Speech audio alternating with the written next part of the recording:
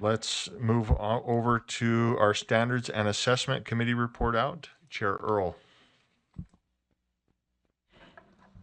Yes, thank you. I'm glad we got to standards and assessment today. It's getting nervous there. We might have to do another meeting. No. Hold on just one second. This doesn't have the actual motion before us, right? Give me 1 minute. Let me pull this up. Okay, so the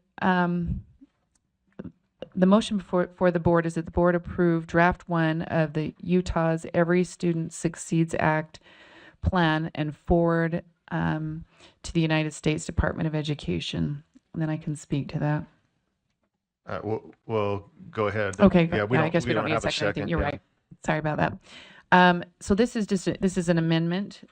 There's a couple of provisions of this amendment. First of all, I just want to, someone can tell me if I'm not speaking accurately to this, but we have a number of things that related to our English language learners that are they've gone through the process of APAC. APAC's made some recommendations.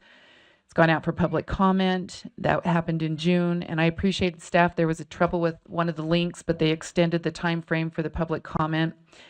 Then they did call the individuals related to some of the feedback to make sure they understood what their concern was, and then they also followed through to make sure that the language aligned with some of the questions they had or the concerns. They addressed those for the public, and that's what happens when we do an amendment. Then there also added provisions related to our accountability system that's different from other states. We, a couple of years ago, have this springboard and just some different provisions there. And so this just is a better alignment with what Utah is doing. Anyways, that's the motion. Of course, we, in the future, maybe in 2 months, we may waive this, right? Or these provisions, when I say these provisions, this is very specific in the accountability pieces, but maybe there's a waiver or whatever that goes into place, or maybe Congress, doesn't have the same provisions down the road. But right now, this just clarifies for what Utah is doing and asks for greater, just some clarity to help with the pieces that we are engaged with currently. So.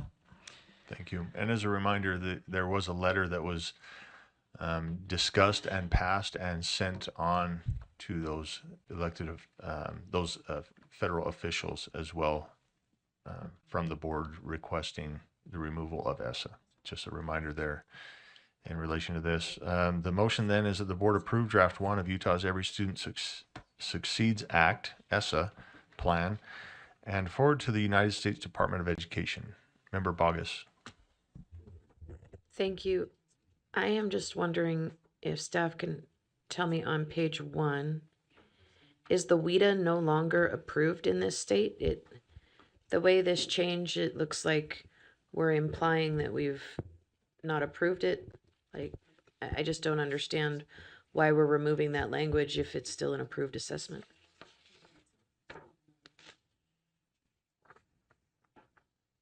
Thank you. Please, yeah. Thank you. Chair, can I address that question? Thank you. Sydney McCarty, I'm the Director of Assessment and Accountability. Thank you for that question.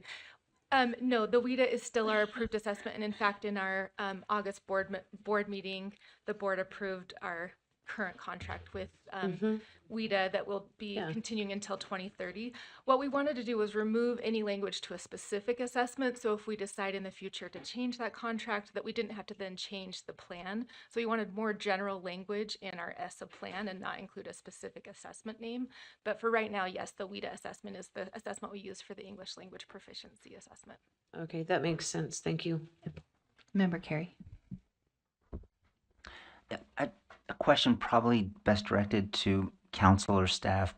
My question is, if we don't pass this, what happens? And my thinking is, in addition to the letter that Board Member Cole put together and passed, we also directed staff to come back with us with waivers. And to me, it might be better to consider all of this in tandem rather than pass this, then come back and hear about the waivers. So my question would be, what happens if we don't pass this today? We wait until we get the waivers and then do this together. Is that an option? Is it not an option? And if so, why or why not? Thank you, Chair, Vice Chair. Yes, staff. Hi, Sarah Whipke, Director of School Improvement. As far as timeline, when we're thinking about the waiver conversation that you all had recently, we've been working on this for about 1.5 years. The waiver, if we went in that direction, is also another about 1.5 year process. So if we pause this, we will be waiting another at least 1.5 years to get through if you wanted to send them in tandem. So just kind of sharing that timeline in that space in regard to what would happen if it didn't pass today. So currently it's slightly askew to R277-920, which you all made changes to in, I believe, May. So we'd have that conflict for staff to deal with. In addition, I don't know if there are other assessment pieces you want to add. Yeah, as far as accountability, we do have a current plan that addresses some of the issues that we were trying to amend with this plan. Some of those things were making some changes to calculations for how our English learners are growth calculations for accountability, and some of the things that people have requested from the field as far as simplifying those calculations so that they can better understand how we are calculating growth for students. Additionally, we don't have anything in the plan for our alternate English learner proficiency assessment, which is being addressed with this. And so that's something that we don't currently have and something we want to include so that we're providing proficiency and growth. So entry and exit criteria for our alternate assessment, and we don't currently have that. So there would be some things that would be missing if we delayed this amendment to move forward at the same time as a waiver. Yes, go ahead. Thank you. And my follow-up question would be, so if this were to pass, would it inhibit or limit the board in any way once we get the information the board requested regarding potential waivers through the chair? Do you have a follow-up to that? No, it wouldn't affect that. They're two, the Department of Ed has 2 different processes for these, so they're separate. So it wouldn't hinder that at all. Okay, thank you. Thank you, Chair. Member, I just have a quick question. Are you saying, I'm just trying to make sure I understand, because we changed based on best practice, the feedback we got, we changed our rules. So would this require us to kind of like to reporting, would report something to the federal government, but it would have to be based on what's currently in our ESSA plan, but then we would also have something going on in the state that would be maybe slightly different, or maybe I didn't fully understand that. I just want to make sure. Director Webb. I want to ask a clarifying question, if that's okay. Are you meaning in regards to the waiver process or no? Sorry, can you? To the amendment. To the amendment. The amendments, we have something we're reporting on statewide that's in our rules and state, you know what I mean, that Right. we've gathered information on, but then it's not been updated in the ESSA, so we would have, when we have to report on that, we would be reporting to, kind of like we already do with parent opt-out, we have 2 different numbers that are being reported, right? And they don't align. Sure, that's a Does that make excellent sense or- question. or No, I not? think I Yeah. thank you very much for explaining. I appreciate that. If we, not we, if you all determined not to move through with this today, we would still have to follow the old ESSA plan, or the current, I should say, ESSA plan. So we would just move forward knowing that there are some things that are off. We would move forward because that is the one that has been passed. Member Rell. Thanks, Chair. Just to follow up, I had a lot of questions about this in the standards meeting when we discussed it, and a lot of follow-up questions also because I care deeply about finding ways to help our ELL or MLL students. And I had a bunch of MLL educators reach out to me and we talk through a lot of these different changes. The idea here is that we're trying to support these students and we're trying to assess them to understand their proficiency and how to help and support them to move forward and be considered not MLL students, right? And a lot of these changes and a lot of the adjustments in this are going to help our educators and our students a lot. And so I encourage everyone to vote for it. I definitely drilled the staff about it with a lot of questions that I had as we went through this. And I think that these changes, regardless of what we do with the waivers, which I'm sure everyone knows where I am at on that, I think this is something that we need to put in place today to help our students today that need those these guidelines. So I encourage your vote. Okay, I'm not seeing any more lights. Let's move to a vote. The motion for the board is the board approves draft 1 of Utah's Every Student Succeeds Act ESSA plan and forward to the United States Department of Education. Member Bollinger. Okay, Member Bogus. Member Bogus is a yes.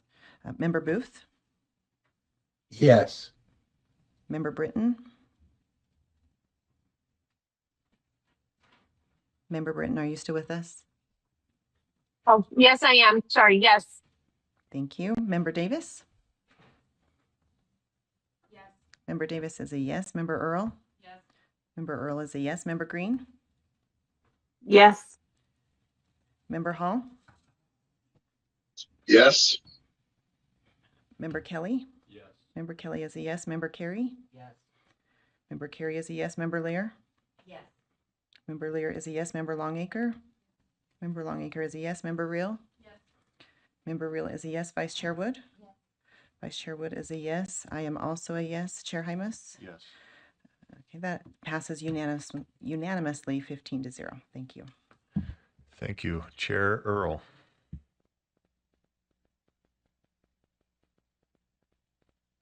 Let me get down to my, turn my thing off and then skim down.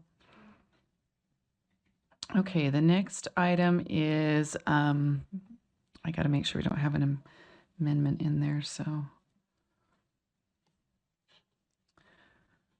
Sorry, I shouldn't have exited out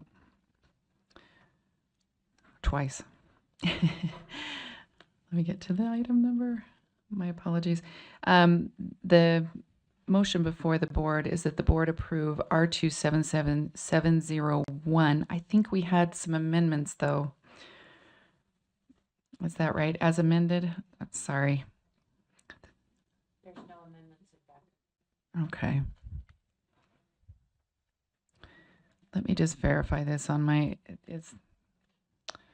can someone verify that? I just want to make sure because it seemed like we asked for a clarifying piece on that.